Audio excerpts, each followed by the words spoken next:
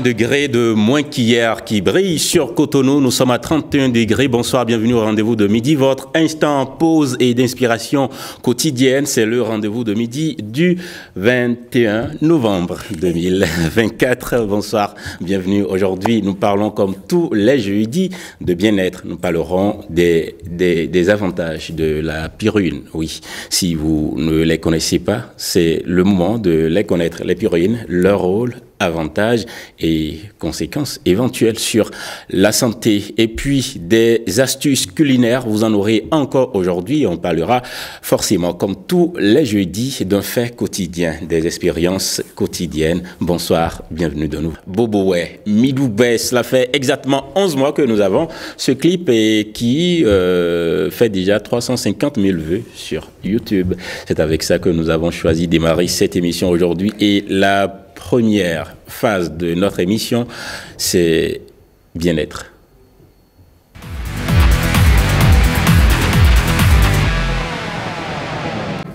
Bien-être aujourd'hui se fait avec Serge Patrick Zinvoido qui nous parlera des pyrrhines. Mais en face de lui, nous avons deux dames, un visage que vous connaissez déjà et un autre que vous allez certainement découvrir ou redécouvrir.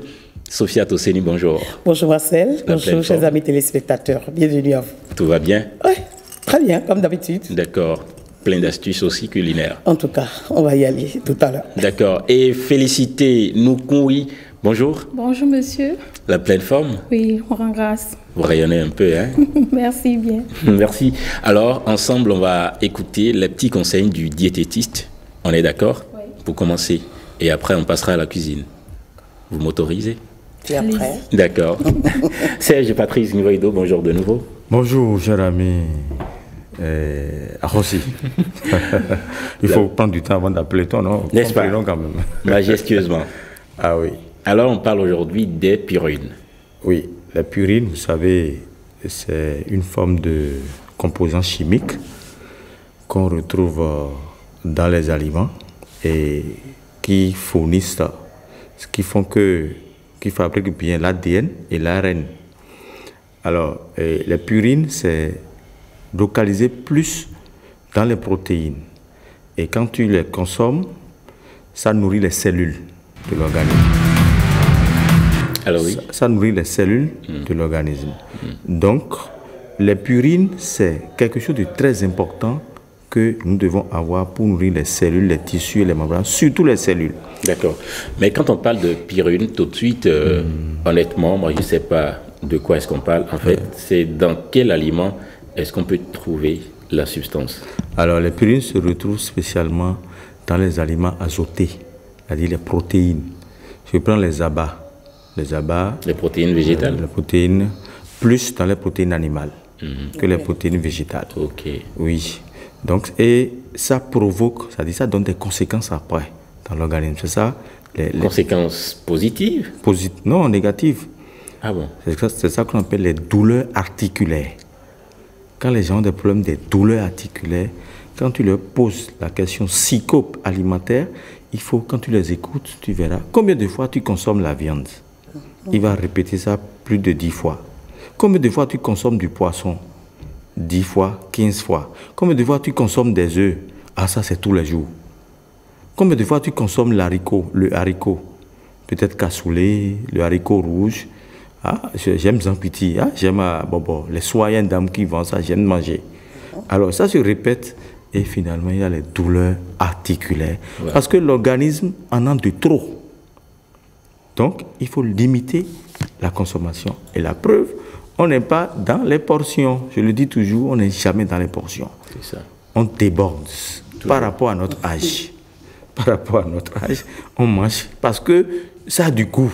Imaginez, si je t'invite dans un restaurant où on prépare le haricot rouge ou bien le haricot blanc.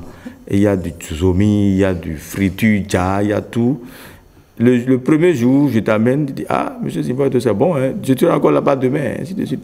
Mais ça constitue des accumulations, et ces accumulations provoquent les douleurs articulaires. Et c'est ça qu'on appelle acide urique. D'accord.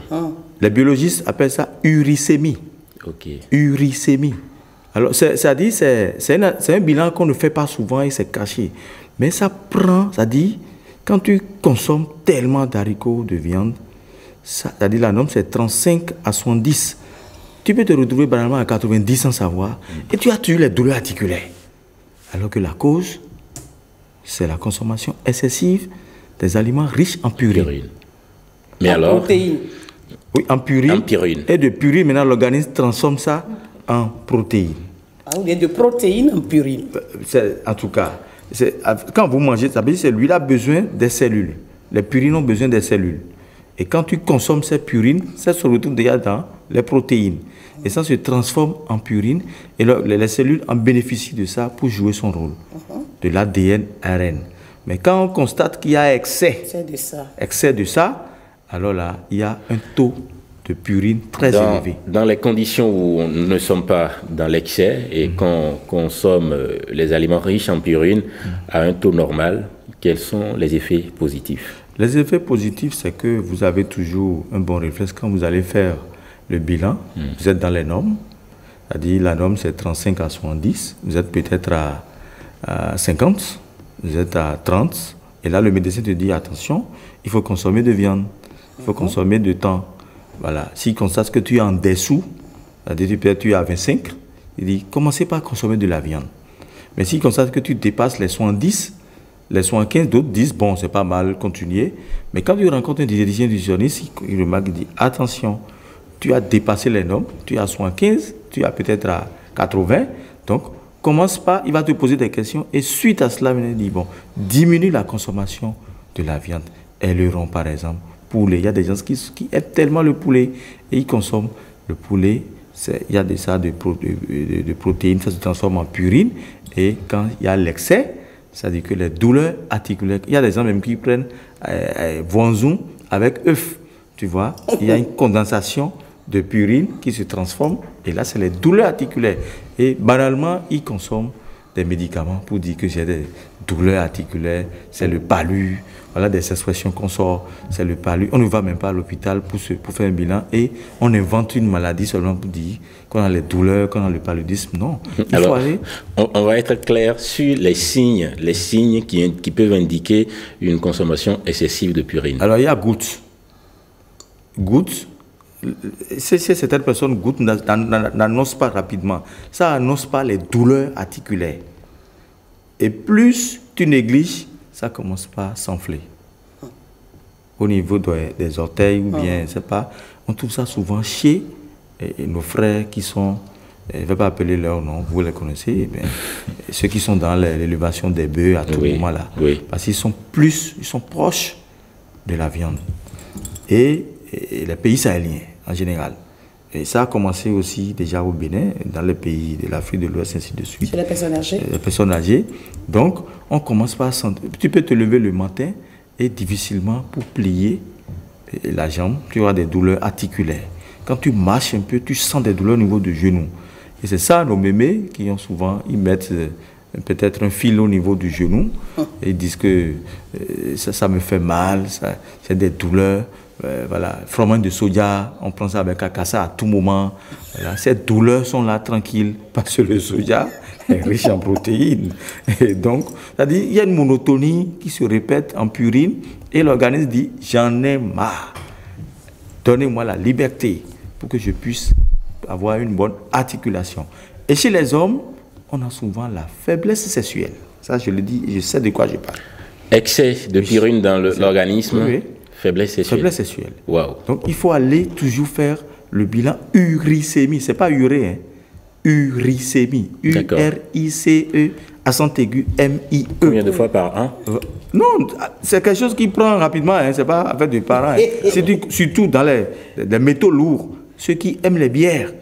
Et on dit, mais ça nous attend. On pose des questions comme ça pour dire. Quand les gens sont devant toi, tu leur demandes, mais ils sentent bien. Voilà des questions qu'on pose. Donc la bière cause ça? Bien sûr. Ok. Il y a la bière cause. Par exemple, dans une semaine, tu prends 3 bouteilles de bière.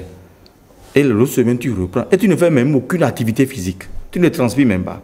Et tu dis, mais moi, j'aime la bière. Alors ça s'accumule. Et quand tu vas faire un exemple, moi, je prends mon propre exemple. J'étais à 25 quand le nephrologue m'a dit non, monsieur Zimba, commencez pas à consommer des protéines. J'aime l'haricot rouge. Je commence pas à prendre l'haricot rouge. J'ai pris du poulet. Dans une semaine, je me suis retrouvé à 60. Wow. C'est vite fait. Hein? Donc ça veut dire que c'est quelque chose, quand on te dit de consommer, mais on ne te précise pas la portion, et bêtement tu consommes. Alors là, tu es obligé de coacher. Et tu dois faire tout possible. Parce que quand c'est de trop, ça rejette directement dans la créa, dans le rein. Et là maintenant, tu as uricémie et aussi la créatinine. Et quand les trois se concentrent dans un carrefour, alors tu as affaire avec un nephrologue qui va te proposer, ou bien qui est obligé de te faire une dialyse. Et là maintenant, tu es peut-être à 200 000 francs par semaine, ou bien c'est pas. Alors, on doit vérifier cela à tout moment. Urée, créa, et uricémie, et il y a aussi la glycémie, tout ça, il faut vérifier au moins chaque 2 mois. Peut-être tu as fait des désordres sur les protéines de poulet, et bientôt la fête, cassoulet avec, je ne sais pas, les abats, saucisses et ailerons. Donc, quand on finit de faire nos désordres, en même temps, on se met en ordre pour s'équilibrer. D'accord. Quels seraient vos conseils? Ce serait peut-être le dernier point à aborder dans cette page. Quels seraient vos conseils pour consommer les purines à un bon taux et pour éviter ces conséquences négatives? Alors, les conseils, c'est d'être toujours en vitamine C au petit déjeuner. Il faut toujours associer citron, pamplemousse, orange en jus de fruits. Et vous buvez un verre bambou le matin, ça résiste, ça lutte contre les pas toxines. Besoin de café au lait, pas besoin... Non, quand tu rentres dans ça... Ça lutte contre les excès, c'est ça? Les excès. Les excès. Ça te permet de réguler. Mais quand tu fais le bilan, tu constates que tu es peut-être à 60, 70, 75. Alors, il faut revenir vers la vitamine C. Et le baobab, c'est la vitamine C. Le tabarin, c'est la vitamine C. Le poivron rouge, c'est la vitamine C. Le piment rouge, qu'on appelle damétakine, c'est la vitamine C. Donc, les matins, tu peux faire peut-être un peu de pâte, tu coupes le piment dedans, tu manges avec. Tu prends un peu de jus pas de jus d'orange, hein, parce que l'orange, c'est sucré. Donc, il ne faut pas aller créer encore d'autres problèmes à la glycémie. Donc, tu prends pamplemousse, citron, tu presses le tout. Lundi, tu prends pamplemousse, citron. Mardi, tu prends tamarin.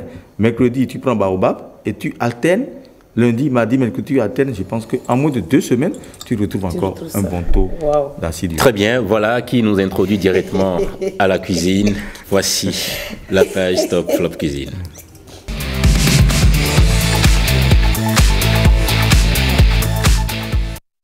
Stop Flop Cuisine, ce sont de petites astuces que nous donne la mère sur ce plateau pour éviter de petites erreurs en cuisine. Sophia Tosseni, bonjour de nouveau. Oui, bonjour Marcel, chers amis téléspectateurs, bonjour à nouveau. Vous vous rappelez, la dernière fois, il y a 2 semaines, bien entendu, bien sûr, nous avons parlé du maoué. Et nous avons dit qu'il faut faire sa pâte de maoué sans stress. Aujourd'hui, je suis tentée de dire... d'aller à l'opposé de ce que j'ai dit la dernière fois par rapport à des pâtes dont les farines sont poudreuses. Les farines de cossettes de manioc et de d'igname. C'est des farines poudreuses. Et pendant longtemps, je l'avoue sur ce plateau, j'ai souvent fait la pâte parce que j'aime pas le stress à la cuisine. Ah, donc la pâte, c'est moins stressant? Non, j'ai dit, j'ai souvent fait ma pâte d'une certaine manière. La pâte de cossettes de manioc et de d'igname. Je les ai souvent fait comme je l'ai proposé la dernière fois par rapport à la pâte de maoué où certaines personnes... Comment on appelle ça ici? Cossettes d'igname, cossettes de manioc? Les Yoruba l'appellent amala. Les fonds, ou elubo. Télibo? Elubo. Maintenant, les fonds disent télibo. C'est la même chose, non? Oui, c'est la même chose. Oui. Ou l'autre, pour le manioc, c'est le lafou. Ok. Le lafou.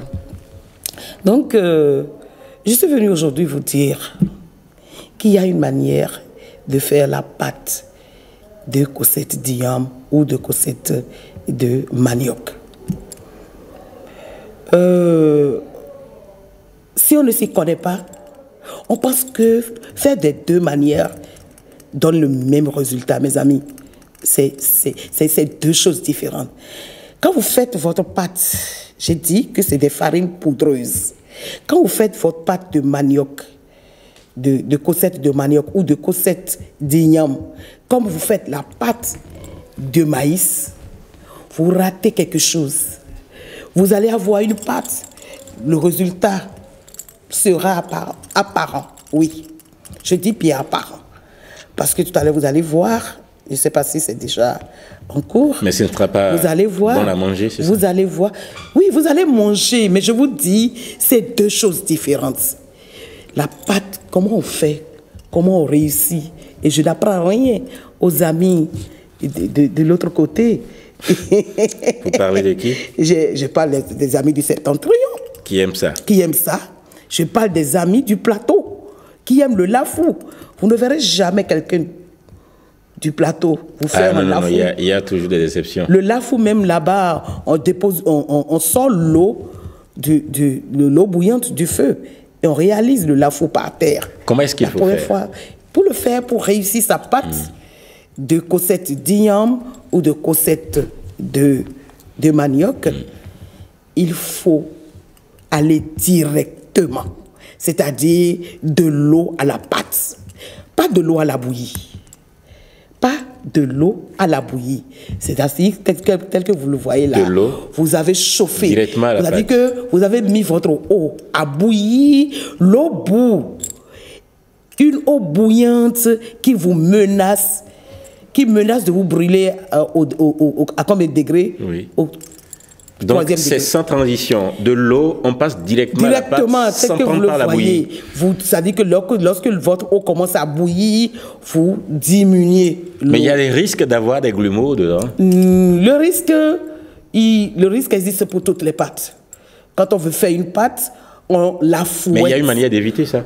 On la fouette, ça dit que vous fouettez, vous remuez énergiquement et vous avez votre pâte. C'est pareil pour la pâte. Si vous voulez faire une pâte de la bouillie, pâte de farine de maïs, et que de la bouillie, vous ne vous prenez pas au sérieux, vous allez faire une pâte. Mais tel que vous le dites, tel que vous le décrivez, quand on n'a pas bien mangé, on ne peut pas faire cette pâte. Alors que c'est quand on a faim qu'on va à la cuisine. Marcel, c'est pas vous qui allez à la cuisine, c'est nous. Même quand nous avons fait les bonnes pâtes pour vous. Quand on a faim, est-ce qu'on a assez d'énergie pour fouetter comme vous l'êtes en train de le dire? En tout cas, on a de l'énergie. On a de l'énergie. Ça dit que qu'est-ce qui nous donne l'énergie? L'idée de ça va être prêt tout à l'heure nous donne l'énergie. Et puis n'oubliez pas. Mais tel que vous le décrivez aussi, on risque de renverser la marmite si on doit fouetter avec autant d'énergie comme vous le dites. C'est vrai, c'est vrai. On risque de renverser la marmite. Je suis d'accord avec toi parce que c'est ça qui m'a amené depuis longtemps. Quand un jour où une nièce m'a dit, maman, tu sais que ce n'est pas la même chose. Et j'ai essayé, je vous assure. Ce n'est pas la même chose. C'est-à-dire, surtout quand la pâte commence par se refroidir. Ouais, voilà. Vous voyez comment, voilà la pâte qui a été faite directement. La pâte qui a été faite directement. Et la pâte, quand on coupe, c'est deux choses différentes. Regardez dans la coupe. C'est-à-dire que quand vous voyez, quand on touche au toucher, la pâte qui a été faite directement, elle a une certaine élasticité. Regardez ça par exemple. Ça dit que c'est ça ne... Voilà. Les téléspectateurs ont compris. Ça dit, allez-y directement. Le elubo ou le telubo ou le amala se prépare directement. De l'eau chaude à la pâte. Pas de bouillie. Pas de bouillie. Waouh. J'en aurais fini. Merci beaucoup. Bon appétit à vous. Félicité. Vous avez l'habitude de préparer la pâte, c'est sûr. Vous faites cette pâte? J'utilise les deux manières. D'accord. Mais aujourd'hui, à partir ou dès cet instant, vous allez faire juste avec ça? Vous n'êtes pas convaincu? Oui, je suis bien convaincue. Seulement qu'il faut être vraiment... Il faut avoir de l'entrain à ça, comme elle a dit. Sinon, on risque d'avoir des grumeaux. Mais je disais qu'il y a un risque de renverser la marmite s'il faut utiliser toute cette énergie pour fouetter. En tout cas, même la pâte qui est faite avec la bouillie a besoin de concentration pour la faire correctement. Vous comprenez? Pour la faire correctement. C'est-à-dire, la cuisine, c'est une question de volonté. Vous avez de la volonté et vous faites la cuisine et on est content. Moi, je vais vous dire, j'ai vu un garçon un jour, la première fois que ce garçon a fait le télébord, c'est un coup de maître. Wow. Un jeune garçon. C'est sûr. Et je me suis dit, mais comment ça? Il me ressemble. Hein? Je vous assure. Je me suis dit, mais comment ça? En tout cas, il faut avoir de la volonté en tout. Et la femme doit avoir de la volonté à la cuisine. Sans ça, on n'est pas du tout une femme. Ah. J'adore faire la cuisine. Sans la cuisine, on n'est pas une femme. Félicité, c'est vrai? Bien sûr. Ah bon? Serge, confirmation. Oui, c'est eux qui veillent à nos plats. Seulement, il manque quelques combinaisons qui dérèglent le système. Qui dérèglent le système. Est-ce que tu sais que quand un homme a fini de faire l'amour, la première des choses qu'il veut, c'est d'aller manger? Est-ce que vous savez ça? Bon. Plus l'homme que la femme, en tout cas. Parfois, parce que C'est-à-dire que l'homme a besoin rapidement d'être remonté. Et tu as une femme qui reste là, qui se couche, qui ne pense pas à ça. Non? On n'est pas femme quand on est... quand on ne sait pas faire la cuisine. Ça, je rejette. Je rejetterai l'autre. La belle fille qui ne saura pas faire la cuisine. Ce sera une pleine thématique pour une autre fois. En tout cas... Une thématique qu'on va réserver pour une autre fois. Une belle fille qui ne saura pas faire la cuisine n'est pas avec moi. Ah bon? Et si l'homme sait faire la cuisine? Je suis sûre que... Bon, oui, peut-être parce que lui, il sait faire la cuisine. Et je ne sais pas si... Donc, il peut accepter une femme... Je ne sais pas s'il va accepter une femme qui... En tout cas, bon, ça dépend. Ce serait malheureux pour cet homme. Ça dit que il sera candidat. En tout cas, la femme doit savoir faire la cuisine. Et ça s'apprend dès le bas âge. N'est-ce pas? Pour qu'on l'aime. Parce que c'est pas facile, hein? Pour qu'on l'aime, n'est-ce pas? Quand on l'aime, qu'on fait la cuisine. Et ça fait également la transition pour notre prochaine étape de cette émission. Voilà. Son homme ne l'aime plus et elle ne le supporte plus. Comment savoir que son homme ne l'aime plus? Y a-t-il moyen de le savoir vraiment? C'est notre page vécue du jour. Allons-y.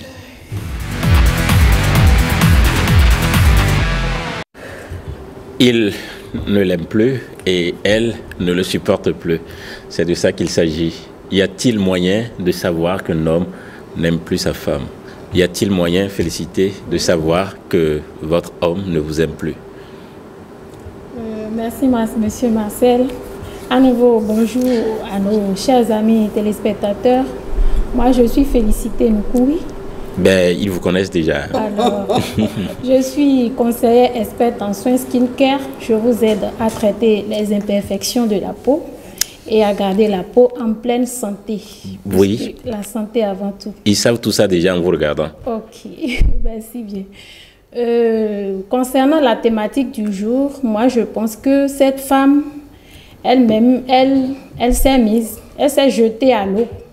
Elle s'est jetée à l'eau puisque dès le départ, elle savait qu'elle n'aime pas le monsieur. Elle savait très bien qu'elle n'aime pas le monsieur. Et la dot ni le mariage ne garantit pas un homme. À plus forte raison, les enfants. On peut dire, il peut accomplir ses devoirs, ses droits envers son enfant ou ses enfants, mais ça ne l'oblige pas à forcément rester avec cette femme-là. Si elle-même, elle doit d'abord comprendre que elle a mis la vie de ses enfants-là en jeu. Elle a déjà conclu elle-même dans son histoire, puisqu'elle se demande est-ce qu'elle doit rester avec ses enfants ou s'il faut partir et refaire sa vie. Elle doit comprendre dans un premier temps que si elle part, la vie de ses enfants est en danger, puisque l'homme et la femme, les deux, font un toit sur les enfants. Si elle part comment? Si elle part en laissant les enfants ou si elle part avec les enfants? Même si elle part avec les enfants, c'est la même chose. Puisque les enfants vont manquer d'affection paternelle. Puisqu'elle a dit que le père ne manquait pas d'aimer ses enfants, de faire tout. Donc le problème c'est entre elle et le monsieur en question. Donc je trouve qu'elle a un choix ou deux choix, je dirais. Elle a le choix. Soit rester avec ses enfants qu'elle aime tant et continuer de vivre sa croix, puisqu'elle savait dès le départ qu'elle n'aimait pas le monsieur, puisqu'ils n'ont pas parlé mariage avant que la grossesse ne vienne. Mais ne suivons pas les raisons morales pour dire oui, je dois lui faire la dot, le mariage, ça ne garantit rien. ça ne garantit rien. Donc, elle n'a qu'à supporter. Ben, féliciter. Oui. De façon concrète, oui. Comment vous savez que votre homme, qui, entre-temps, peut-être vous aimait bien, ne vous aime plus? C'est tout simple. C'est tout simple. Deux personnes qui vivent une vie intime, le sexe ne garantit pas l'homme, puisque elle a su bien dire qu'elle le voit du tout heureux avec une autre femme, en communiquant avec une autre femme. Donc, ça se sent. Même sans fouiller son téléphone, à plus forte raison, elle qui va fouiller le téléphone de son mari, elle va faire une crise pour rien. Donc, même ce n'est pas conseillé d'aller fouiller le téléphone? Non, non, non. C'est pas chose conseillée. Vous ne fouillez jamais? J'ai commis cette erreur aussi dans le passé. Mais ça n'arrivera plus jamais? Non, non. Plus jamais, hein? Non, non. Sérieusement. Patrick? Ah ouais, je pense que lui, elle est au point. Hein, donc, il ne faut pas faire cette erreur-là. N'est-ce pas? Ouais, ça ne se fait pas. Mais nous, on peut vérifier le portable de la femme. Oui, parce que la femme peut nous amener à discipliner. Si nous, on est disciplinés, on prend le portable de la femme, on constate que... On peut aller sur le chemin de la discipline, en fouillant le téléphone de la femme, c'est ça? Bien sûr. Donc, c'est tout normal? C'est tout normal. Bon, okay. D'une part aussi... Et puis, normalement, si tout va bien, il n'y a même pas de risque d'aller découvrir des bêtises, hein, en fouillant le téléphone de sa femme. Non, non, non, mais si les bêtises, ça se règle. Quand tu constates les bêtises, ça veut dire que tu prends des dispositions en offre. Il faut anticiper à ce moment-là et commencer à observer. Quand tu vois des bêtises, ça veut dire que toi-même, tu fais des bêtises. Ah bon? Ah oui, c'est ça. Donc, non, mais on peut ne pas faire de bêtises et aller découvrir des bêtises. Oui, mais peut-être quand toi-même tu es déséquilibré à la maison, là, ça peut créer d'autres problèmes. Ah bon? Ouais, tout à l'heure, on a parlé d'acide urique, non?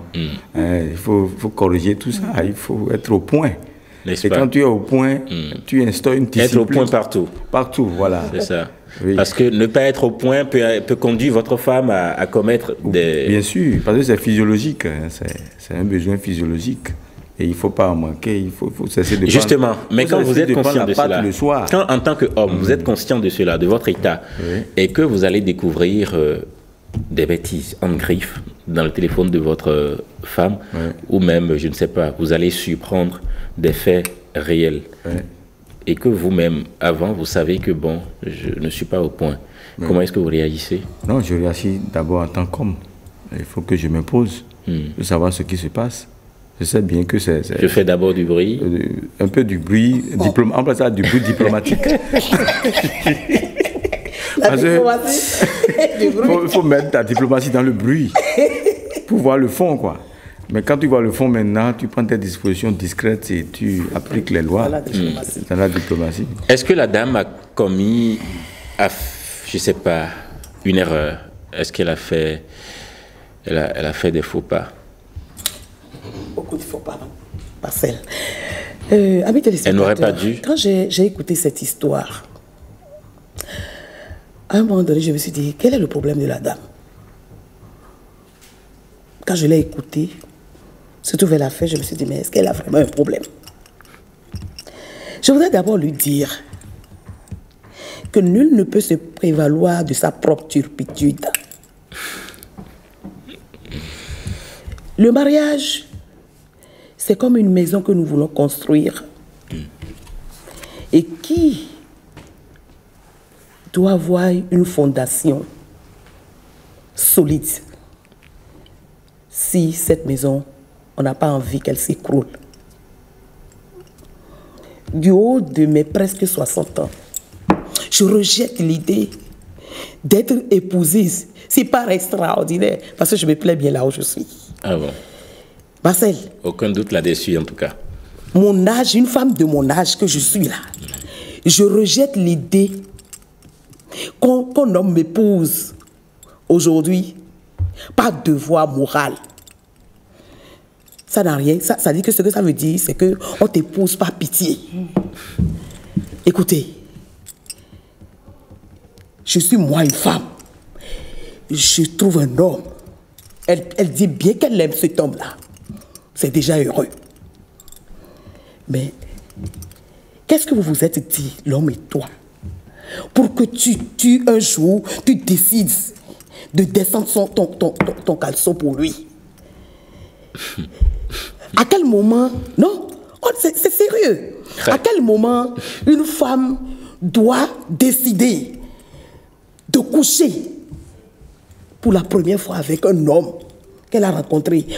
Elle a même osé dire, nous ne nous sommes pas parlé mariage. Et c'est quand elle est tombée enceinte que l'homme s'est dit, ah, qu'est-ce que je fais? Bon, il faut que je fasse la Là, garde. vous posez une autre question. Oui, Marcel. Parce que attends, laisse-moi aller au bout de... Oui, mais un instant, s'il vous plaît. Est-ce que forcément, avant de ressentir du plaisir, avant de vivre l'amour avec une femme, il faut forcément parler mariage?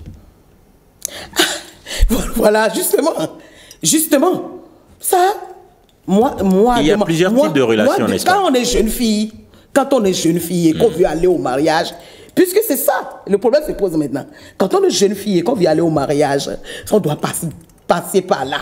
Je ne parle pas des femmes, des single women qui ont déjà fait des expériences et qui, bon, sont là à chercher le plaisir. Quand on est jeune fille, on veut aller au mariage, il y a des questions à poser, il y a des bases à poser. Maintenant, elle n'a pas posé cette base-là. Elle a déjà, et je dis, elle ne peut pas se prévaloir de sa propre turpitude. L'homme l'a mariée par pitié, ok? Elle a raconté des choses et je regarde l'homme et je dis, mais elle est en train de chercher un homme, le romantisme dans l'amour que l'homme lui peut. Et je veux lui dire, si tu m'écoutes de là où tu es, si tu cherches un homme romantique, en Afrique, il y en a peut-être. Pas peut-être, il y en a à foison même. Si tu en cherches au Bénin, il y en a. Ma chérie, ce n'est pas parce que la manière dont toi tu es même allé au mariage. Il y en a suffisamment. Il ne faut pas trop chercher de romantisme. L'homme n'a pas. Ça dit que cet homme-là, il fait même au-delà de ce que certains hommes peuvent faire. Certains hommes qui ont eu pris des femmes comme ça, il fait même au-delà. Et qu'un homme se mette devant toi, même si ce n'est pas sincère, qu'il puisse dire excuse-moi, pardon. Ça dit que parfois c'est en plein jour qu'on allume la torche pour chercher ça. Ça ne court pas les rues. Je félicite les hommes qui le fassent. Mais il y en a. Qui le font souvent, pardon. Il y en a. Oui, il y en a. Non. À foison. Il y en a. Mais Marcel, c'est toi qui le dis. Il y en a à foison. La manière dont tu es allé au mariage, ma chérie, ton homme là, si tu m'as posé une question, la question de savoir si tu dois rester dans ton coin, rester là et ne pas... Qu'est-ce que tu allais chercher même dans le portable de ton mari pour aller découvrir qu'il est en train de faire une discussion amoureuse? Écoute, reprends le portable et parcours à nouveau les messages. Regarde comment la manière dont il discute avec une autre femme pique de là pour arranger ton ménage, ma chérie. Tu as le devoir, là où tu es là, si tu quittes là, je te jure, comme toi, tu l'as dit là, tu vas chercher un homme qui s'est dit, pardon, tu ne vas pas trouver, parce que ce que tu as laissé ici là, ce qui te fait aimer encore l'homme là, il ne te maltraite pas. Tu es allé chercher quelque chose et il t'a donné une réponse, la réponse que tu mérites. Tout à l'heure, on a parlé de cuisine. Ma chérie, donne à cet homme des raisons de t'aimer plus qu'il ne le fait maintenant. C'est-à-dire que quand je te dis, va chercher, prends le portable et revois les messages. Épuise dans ce qu'ils se disent, cet homme. Et arrange, c'est-à-dire que réaménage ton ménage. Et fais en sorte que l'homme se dise, mais est-ce que c'est lui, c'est elle, c'est celle avec qui j'étais depuis? Il faut puiser de là. Ne le fais même pas savoir. C'est-à-dire qu'il y a combien un faux pas en allant lui dire, j'ai lu dans ton portable, tu as eu la bonne réponse. La réponse qu'on donne à des femmes. Oui, tant qu'on dit là. C'est toi qui as cherché et tu as trouvé. Un homme, il s'occupe de ses enfants, il s'occupe de toi. Tu cherches le romantisme. C'est toi qui vas créer les conditions du romantisme. Si l'homme n'est pas romantique, toi-même essaye. et de créer des conditions de romantisme. D'accord. Un jour, ton mari quitte, il sort de la maison, il revient, il a vu que tu as changé et le drap, tu as fait quelque chose d'extraordinaire, comme les femmes qui veulent... Elle a sûrement compris. Tu fais ça, et puis il découvre un autre monde. Il va commencer à t'aimer plus qu'il le fait maintenant, ma chérie. Très bien. C'est là où tu es, c'est là où il faut être. Reste là, tes enfants là. Ils n'ont pas demandé, les enfants n'ont pas demandé à naître. Ne leur fais pas manquer comme l'a dit. Elle a déjà compris. Elle a certainement compris. Félicité. On sait que normalement, l'amour est une condition pour aller au mariage. Mais est-ce que le mariage doit être une condition pour aller en amour? Bon, le mariage n'est pas une condition pour aller en amour. Et l'amour seul ne suffit pas pour aller en mariage. Parce que le mariage, c'est une question de détermination. Quand on met l'amour devant, il y a le passionnel. Et dans toute relation, le passionnel finit par partir. Et quand le passionnel partira, toi, femme, tu dois te retrouver en toi-même. Peu importe l'état de ce que tu traverses, tu dois être vraiment prête pour assumer. Tu dois assumer tes décisions. Donc, c'est de ça qu'il s'agit. L'amour seul ne suffit pas et le mariage n'est pas également une fin en soi. Le passionnel, je vais essayer rapidement de le définir. C'est sûrement cet effet un peu intense qu'on a au début, au tout début. C'est ça, hein? Oui. Ça finit par partir, n'est-ce pas? Mais pourquoi? Nous sommes des humains. Ça arrive à tout le monde. Donc, c'est à elle de savoir si elle a envie de maintenir ça comme d'autres... Maman l'a dit ici, donc elle doit savoir et pimenter sa relation, elle doit savoir redonner vie à sa relation comme elle le souhaiterait. Un homme ne peut pas lui donner l'amour qu'il n'est pas prêt à donner à quelqu'un d'autre. C'est à elle de quémander, c'est à elle de donner ce qu'elle voudrait avoir. De créer les conditions. Voilà. N'est-ce pas? Et vous avez toutes ces astuces-là, n'est-ce pas? C'est une grâce. D'accord. Merci. Grâce à partager, hein? Serge, Patrick, on a dit qu'on doit aimer pour le meilleur et pour le pire. Donc normalement, malgré toutes les situations, la dame doit rester, non? Elle doit rester. On dit aimer. Dans aimer, nous avons amour. Amour est égal, on renverse, ça fait moura. Ou bien. Donc les deux sont là. Amour, moura. Ou bien. Mais quand l'amour doit conduire à la mort, il faut éviter, non? Non, jamais. Hein. C'est un programme, c'est déjà programmé. Quand soit le père part avant, le mari part avant, et après, la femme part. C'est tout. Donc, vous n'allez pas conseiller à la dame de partir? Non, je rejoins Aladia. Oui. Ce qu'elle vient de dire, elle a donné un bon conseil. Elle n'a qu'à lire plutôt. Vous réitérez voilà. Qu'elle a commis une faute en allant fouiller le téléphone? Une autre faute même, normalement, doit la fesser. Hein, parce que, oui, c'est dangereux. Ah, le téléphone de ton mari, toi, mais ça, c'est pas bon. Ça ne se fait pas. Il faut se respecter. C'est en se respectant que les bonnes choses viennent. Tout est dans la manière. N'est-ce pas? Ouais. D'accord. Elle part, elle reste. Elle reste signée pour ses enfants. Seulement? Mais puisque sa santé émotionnelle est en jeu aussi, elle n'a qu'à donner les conditions comme elle a déjà dit. Donc, elle n'a qu'à mettre les conditions en jeu. Donc, ça ira. De toute façon, elle reste. Oui, et prier Dieu. D'accord. Elle reste, mais elle ne fouille plus jamais le téléphone de son homme. N'est-ce pas? C'est ce que je lui conseille. Non. Et puis écoutez, si elle a le courage, si elle a le courage de supporter, hein, si elle peut partir de là pour savoir ce que mon homme aime et le faire à la maison, mais si c'est pour aller dire pourquoi tu as fait ça, pourquoi tu as fait ci, et pour espérer qu'on appelle la famille, pour qu'on la supplie, pour... Ma chérie, tu as tiré à terre. Un dernier mot? On dit souvent quelque chose, l'homme c'est comme le chef, l'homme est le chef de la femme. Si toi, femme, tu ne sais pas à qui tu donnes l'autorité sur ta vie, c'est elle-même qui s'est jetée. Elle-même, elle s'est jetée, donc elle n'a qu'à subir. Seulement, si elle est vraiment, vraiment prête pour subir le coup, elle n'a pas pu subir le coup au moment où elle se mettait en relation, genre la morale. Maintenant, c'est pas quand les enfants sont là qui sont en danger, qu'elle pourra vraiment partir. Elle-même, elle est en danger. Les enfants sont également en danger. Donc, elle n'a qu'à subir. D'accord, voilà qui conclut bien cette partie de l'émission. Merci pour ces instants, merci pour toutes ces réflexions partagées avec vous. C'était votre instant de pause et d'inspiration quotidienne. Le rendez-vous de midi à retrouver demain à partir de 12h. Demain c'est vendredi, ce sera culturel, ce sera artistique, ce sera chaud. Bonsoir, bye bye.